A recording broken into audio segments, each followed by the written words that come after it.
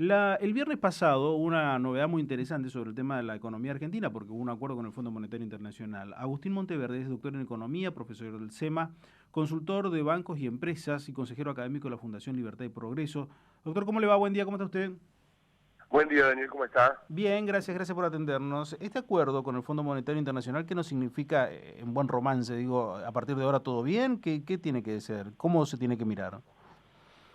Mire, a ver, los acuerdos con el Fondo Monetario Internacional nunca, por cierto, fueron una solución.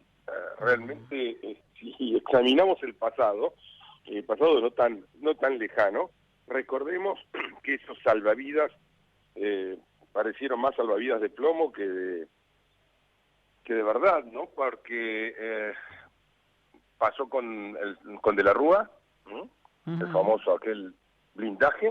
ujú. Detrás de aquello vino años después lo de Macri. Tenga en cuenta que Macri anuncia que está negociando el acuerdo con el fondo. En ese momento viene un alivio transitorio, digamos, él sentía la cuerda al cuello realmente por la delicada situación económica. Bastó que se firmara el acuerdo, que se anunciara la firma ya del acuerdo, para que la economía argentina entrara en un tobogán sin fin hasta el último día de su mandato, haciendo escala en un nuevo default. El mismo gobierno que había sacado el default cayó de vuelta en default. Entonces, ¿y esto a qué se debe? A que el problema de la economía argentina es que es un barril sin fondo del gasto estatal, de la exorbitancia demencial y obscena del gasto político, porque el gasto estatal es todo gasto político, porque se hace Claro. política con todos los renglones del presupuesto. No hay un solo renglón del presupuesto que no sirva para hacer política.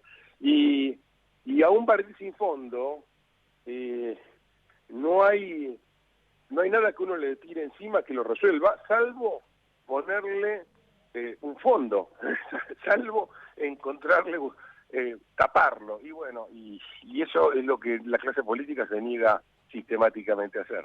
Ujú, claro, a ver, ¿y qué significó esto en cuanto a materia de ingresos para la Argentina o de no egresos, A ver, precisamente este acuerdo que tiene con el Fondo Monetario Internacional ahora? concretamente, la Argentina tiene un problema de flujo, ¿no? De desequilibrio estructural. Entonces, si permanentemente pierde más de lo que ingresa, ¿sí? Mm, Porque se va en gasto, si tenemos un desequilibrio fiscal permanente por la exorbitancia del gasto fiscal, porque no alcanza ni siquiera con una presión tributaria que ahoga a toda la economía para satisfacer esa voracidad del Estado.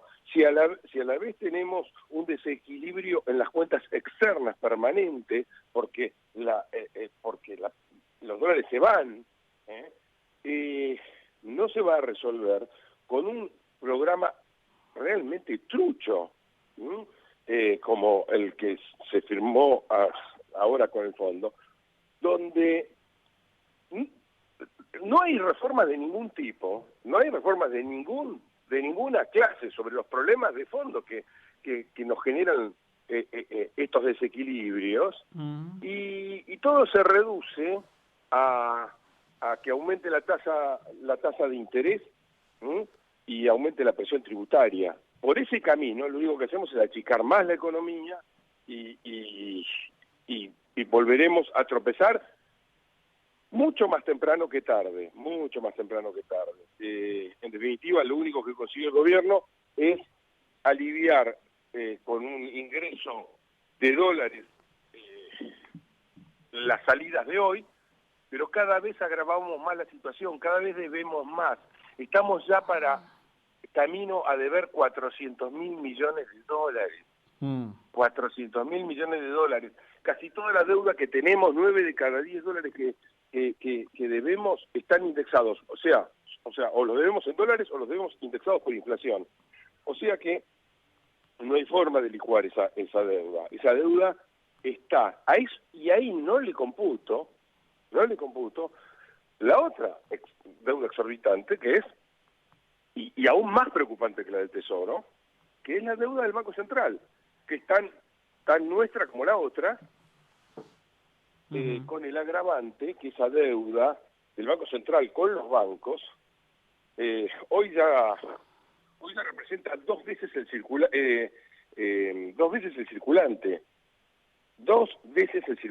es decir, no hay plausibilidad alguna de devolución de esa deuda, de cancelación de esa deuda. Entonces, imagínese en qué pesadilla podemos entrar si se profundiza una disrupción cambiaria, ¿no?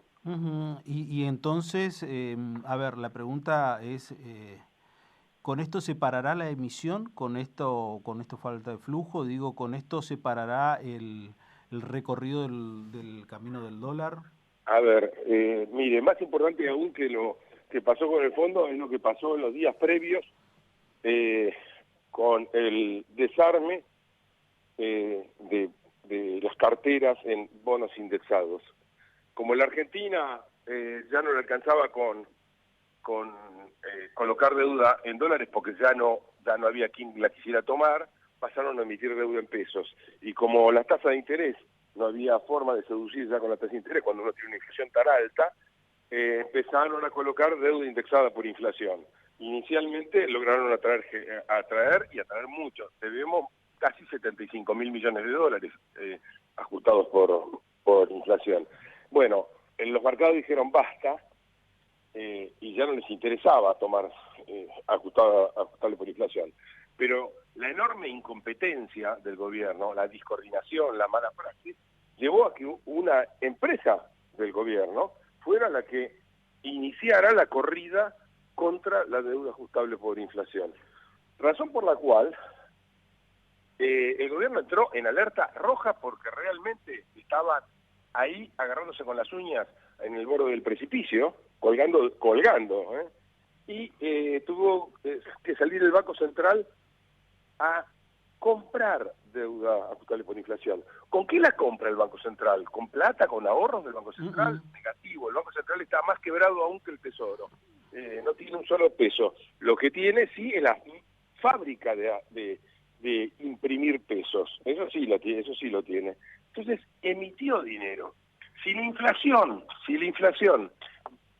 ya navega por encima del 60% y va por mucho más, pese a que la emisión monetaria estaba en 40 y pico %, ¿qué queda si aún vamos a emitir aún más?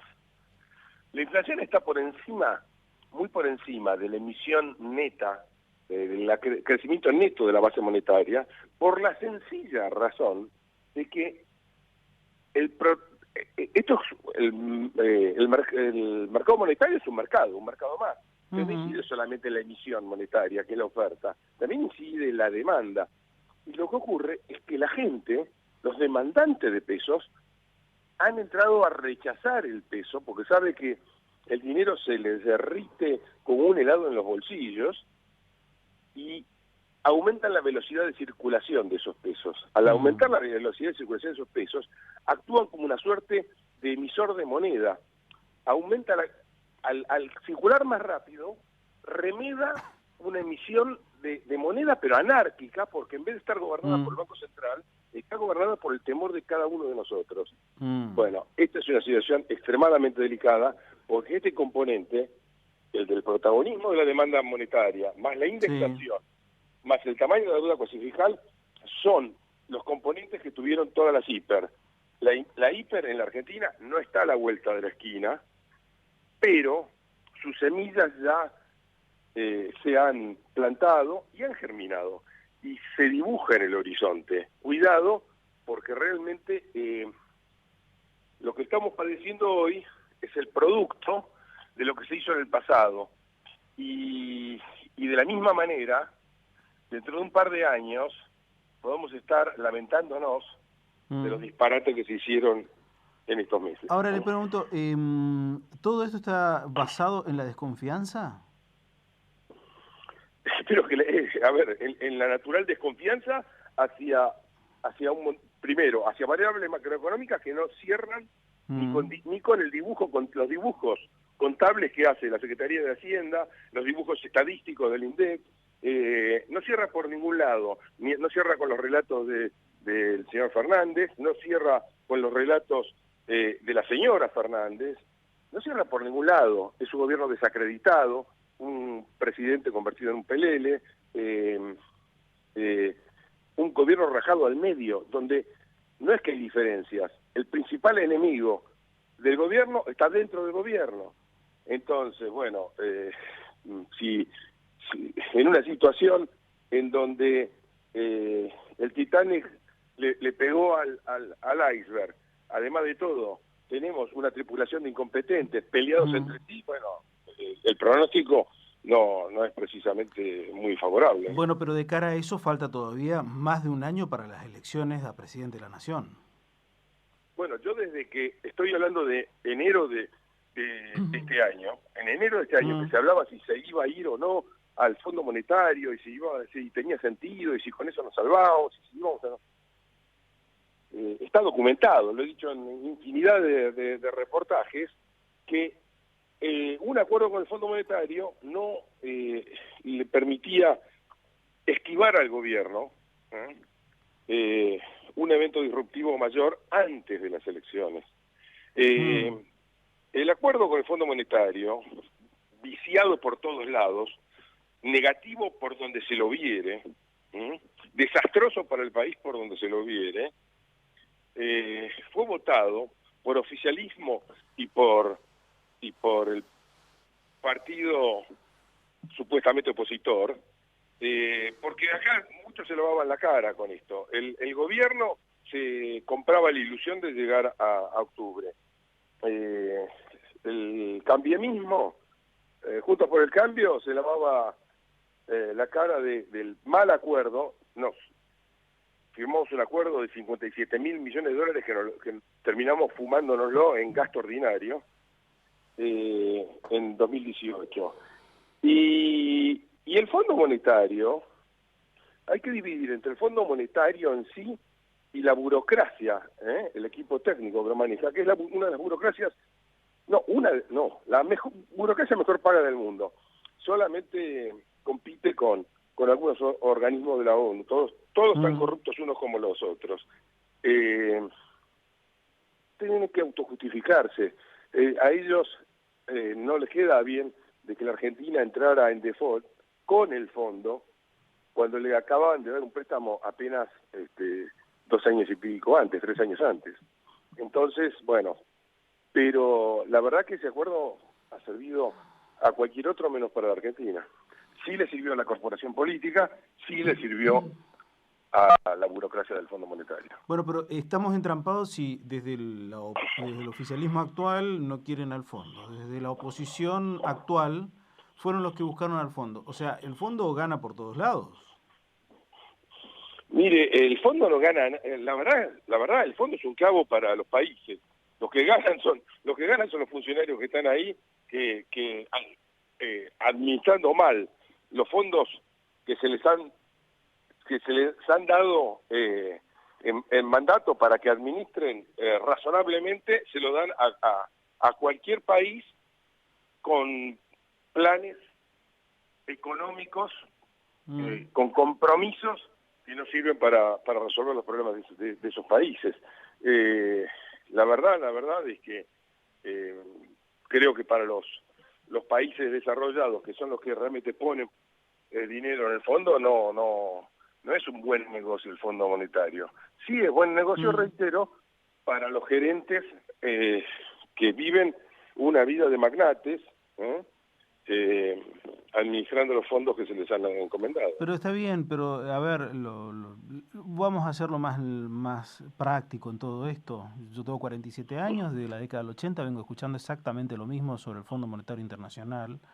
Pero ¿por qué caemos siempre en ese mismo camino? Digo, porque caímos, caímos en un lado y el otro. Daniel, es cierto que se ha oído muchas cosas del fondo. Ahora, generalmente se oyen desde la izquierda, ¿no? Y la izquierda, sí, bajo el nombre de, no, hay que ir contra el imperialismo y demás. Quien le está hablando no es de izquierda, muy lejos de mí.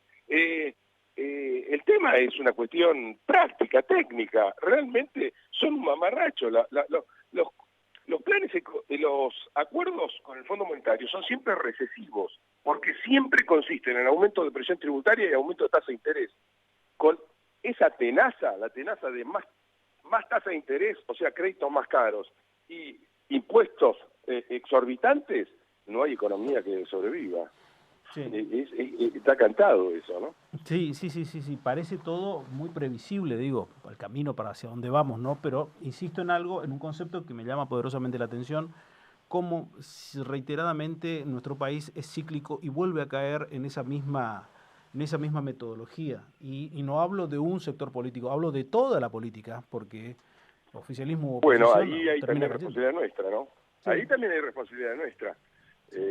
Digamos, los políticos no salen de un repollo. Nosotros los elegimos. Y cuando aparece alguna posibilidad de cambio, enseguida nos prendemos a no, bueno, pero hay que asegurar la victoria. Mejor votemos al que tiene posibilidad de ganar, no al menos malo, no al que nos parezca mejor. Bueno, así por ese camino se votó sistemáticamente durante tantos años, y la verdad es que del 83 para acá hay que reconocer que los 90 seguramente con críticas que se le puede hacer en algún que otro aspecto, pero la verdad, los 90 fueron un momento de tomar aire en general para la economía argentina. Realmente vivimos durante un tiempo sin el drama de la inflación y pensando en hacer negocios, pensando en crecer. La verdad es que desde que reaparecieron las políticas contra la pobreza, no hemos hecho otra cosa que hundirnos más y más en la pobreza y en la miseria. Y eso es muy simple.